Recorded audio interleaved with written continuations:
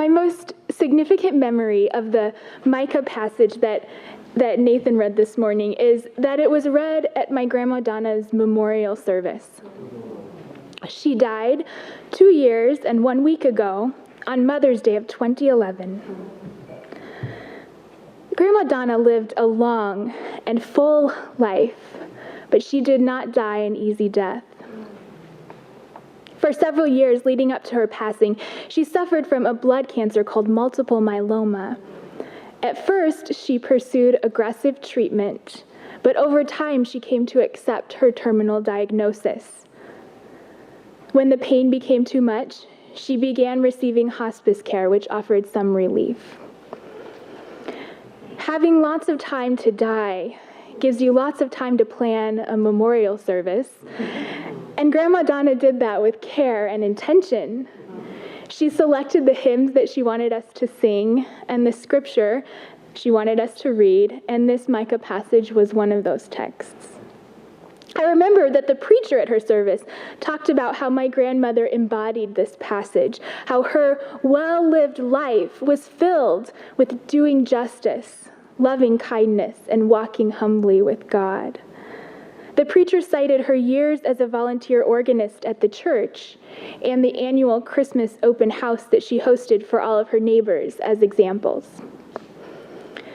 I have my own examples of Grandma's justice doing. She spent most of her life as a farm wife in rural Kansas, which gives you a bit of an idea about her context and the social and political climate of her setting. Yet, after they married, she and my grandpa were the first couple at their church to sit together. In the late 1940s, they basically broke the gender segregation that the church had practiced up until that time.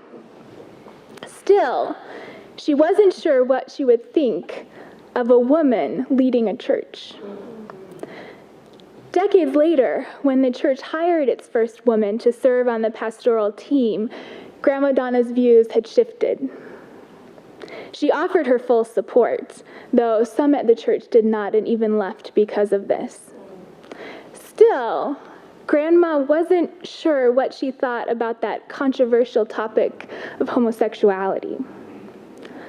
But when my sister came out as a lesbian, my Grandma Donna's views had shifted. Grandma never wavered in her love and encouragement, not only of my sister as a person, but of my sister as a person called to ministry. Grandma Donna's orientation toward openness helps me get at my experience of CTS. In my classes and my reading and my writing, in formal and informal conversation, in exploring my own identity and encountering others who are so different from me, I have been challenged to adopt my own orientation toward openness. When I want to build a wall around an idea or a person or an action, I have been challenged toward openness. When I want to say that my love goes this far, but not farther, I have been challenged toward openness. When I want to force an outcome in a certain way or influence a project on my particular terms, I have been challenged toward openness. When I am wounded and afraid and inhibited, then too, I have been challenged toward openness.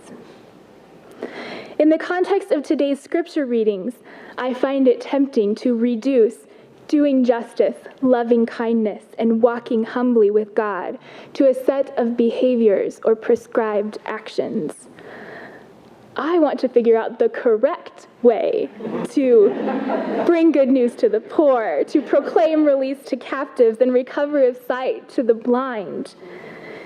In these endeavors, too, I have been challenged toward openness, toward a more expansive vision of transformation that goes beyond what I have thus far imagined.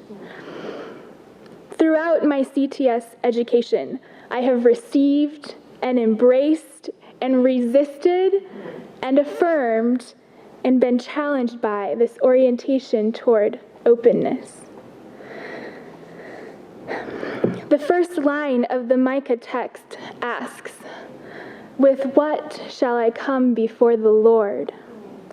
As I reflect on my time as a student at CTS, as I reflect on some of the many things that I take with me as I go, I think that I shall come before the Lord with openness. Amen.